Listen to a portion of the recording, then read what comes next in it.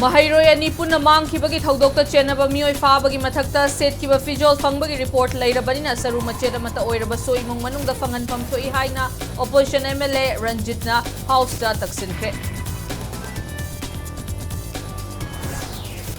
Unique biometric identification link atangai fadana changbana English ngani kunithoi dagi ngasi pauba suda leiriba lalholub singda selfie dana lakli haina Chief Minister Birena house da fongdokre.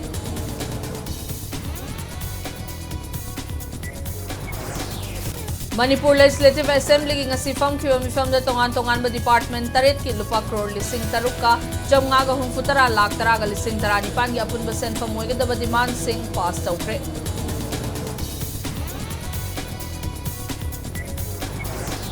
Bisnupur District Manung Chanba Kwakchagi Sericulture Farm da hangba relief camp ising thumjilure relief camp sa changje famlog duna leiba imung kunthra taret ki miyoi yamna chawna awaba mayok nakre.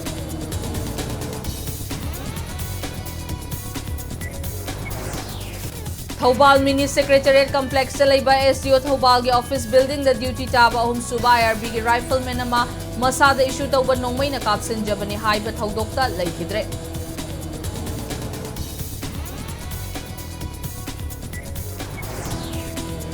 Amasung National Handloom Day state asigi mafam kayada supang thokre handloom gi thabak chawkhanhanbada aikhoi punna thaudang lawmina si haina director Lamli Kamai na miyam gi pukning chengsilakte.